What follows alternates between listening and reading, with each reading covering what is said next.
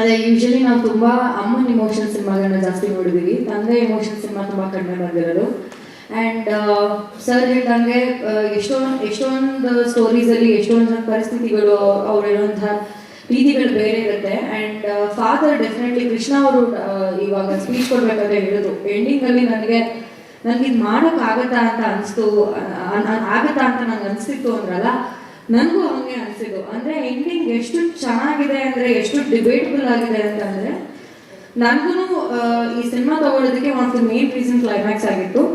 So ಆ experience definitely ಎಲ್ರಿಗೂ ಅದೇ ಥರ ಅನಿಸುತ್ತೆ ಈ ಸಿನಿಮಾ ನೋಡಿದಾಗ. ಸೊ ಐ ಥಿಂಕ್ ತುಂಬ ಇಂಟ್ರೆಸ್ಟಿಂಗ್ ನನಗನ್ಸಿದ್ದು ಫಾದರಲ್ಲಿ ಕ್ಲೈಮ್ಯಾಕ್ಸ್. ಆ್ಯಂಡ್ ಆ ಥರ ಯೋಚನೆ ಮಾಡೋದಕ್ಕೆ ಡೆಫಿನೆಟ್ಲಿ ರಾಜ್ಮೋಹನ್ ಸರ್ಗೆ ಹ್ಯಾಟ್ಸ್ ಆಫ್ ಅನ್ಬೇಕು. ಆ್ಯಂಡ್ ಅದನ್ನು ತುಂಬ ಚೆನ್ನಾಗಿ ತೋರಿಸೋದಕ್ಕೆ ತುಂಬ ಚೆನ್ನಾಗಿ ಬರೆದು ಅದನ್ನು ಎಕ್ಸಿಕ್ಯೂಟ್ ಮಾಡೋದು ತುಂಬ ಇಂಪಾರ್ಟೆಂಟ್ ಆಗುತ್ತೆ. And definitely ಅದಾಗಿದೆ. ಆ್ಯಂಡ್ ಅದಕ್ಕೆ ನಾನು ತುಂಬ ಕ್ಯೂರಿಯಸ್ ಆಗಿದ್ದೀನಿ. ಆ್ಯಂಡ್ ಅದಕ್ಕೆ ಈ ಸಿನಿಮಾ ತುಂಬ ಸ್ಪೆಷಲ್ ಅನಿಸುತ್ತೆ.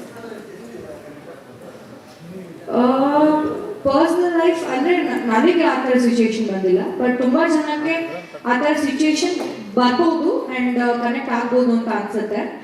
ನನಗೆ ಪರ್ಸ್ನಲಿ ನನಗೆ ಕನೆಕ್ಟ್ ಅಷ್ಟಾಗಿಲ್ಲ. ಬಿಕಾಸ್ ನನಗೆ ಐ ಥಿಂಕ್ ನಾನು ಸಿಂಗಲ್ ಪೇರೆಂಟ್ ಇರೋದ್ರಿಂದ ನನಗೆ ಅದಕ್ಕೆ ನನಗೆ ಕನೆಕ್ಟ್ ಅಷ್ಟೊಂದು ತಗೊಳ್ಳೋದಕ್ಕೆ ಗೊತ್ತಾಗ್ತಿಲ್ಲ. ಬಟ್ ಡೆಫಿನೆಟ್ಲಿ ಸುಮಾರು ಜನಕ್ಕೆ ಈ ಥರ ಒಂದು ಸಿಚುವೇಶನ್ ಬರುತ್ತೆ. ಆ್ಯಂಡ್ ಸರ್ ಹೇಳ್ದಂಗೆ ಯೂಶಲಿ ನಮ್ಮಪ್ಪನ ಅಷ್ಟು ಲವ್ ಮಾಡ್ತೀನಿ ಅನ್ನೋದನ್ನೇ ಒಂಥರ ತುಂಬ ಜನ ಕಡಿಮೆ ಹೋಗಿದ್ದಾರೆ ಅಂತ ಸರ್ ಮೆನ್ಷನ್ ಮಾಡಿದ್ರು.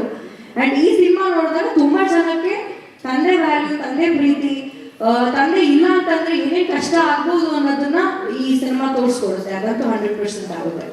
ಕೃಷ್ಣ ಸರ್, ನನ್ನ ಪ್ರಶ್ನೆ ನಿಮಗೆ ಇಲ್ಲಿ ಸರ್. ಸೊ ಈ ಫಾದರ್ ಗಂಭೀರವಾದಂತಹ ಒಂದು ಭಾವನಾತ್ಮಕ ಸ್ಪರ್ಶ ಕಾಣಿಸುತ್ತೆ. ಸೊ ಈ ಪಾತ್ರ ವ್ಯಕ್ತಿಗತವಾಗಿ ನಿಮಗೆ ಯಾವ ಮಟ್ಟಿಗೆ ಬರೆಸ್ತು ಅಂತ? ಅಲ್ಲ, ನೀವು ಹೇಳಿದ ನಿಜ, ತುಂಬ ಗಂಭೀರವಾದ ಸಿನಿಮಾನೇ ಇದು. ಅಂದರೆ ಒಂದಷ್ಟು ಕಾಮಿಡಿ ಎಲ್ಲ ಇದೆ, ಬಟ್ ಸ್ಟಿಲ್ ಒಂದು ಲೈಫಲ್ಲಿ ತುಂಬ ಸೀರಿಯಸ್ ಆಗುವಂಥ ಒಂದು ಕತೆ.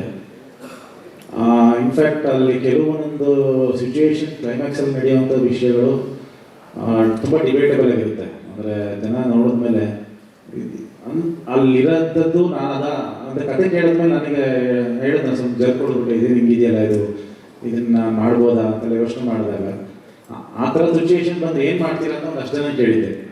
ಸೊ ಅವರೆಲ್ಲ ಕೇಳಿದಾಗ ಅಲ್ಲಿಂದ ಬಂದಂಥದ್ದಷ್ಟು ಉತ್ತರಗಳನ್ನ ಕೇಳ್ಕೊಂಡಾಗ ಆಮೇಲೆ ಇಲ್ಲ ಇದು ಮಾಡೋಣ ಅಂತ ಡಿಸೈಡ್ ಮಾಡಿದ್ರು ಒಂದು.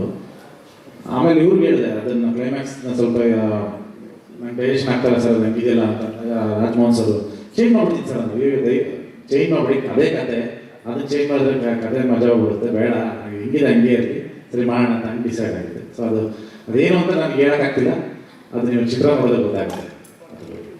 ಸ್ವಾದಿಷ್ಟತೆಯ ಸ್ವಾದ, ತಾಜಾತನದ ಆಹ್ಲಾದ, ಉತ್ತಮ ಆರೋಗ್ಯ ಮತ್ತು ಹೆಚ್ಚಿನ ರೋಗ ನಿರೋಧಕ ಶಕ್ತಿಯ ವೃದ್ಧಿಗೆ ಈಗ ನಿಮಗೆ ಸಿಗುತ್ತಿದೆ ಉತ್ತಮ ಗುಣಮಟ್ಟದ ಪೌಷ್ಟಿಕಾಂಶ. Shri Vaidik millet health mix, ಇದು ಸಿರಿಧಾನ್ಯಗಳ ಸಂಪತ್ತು.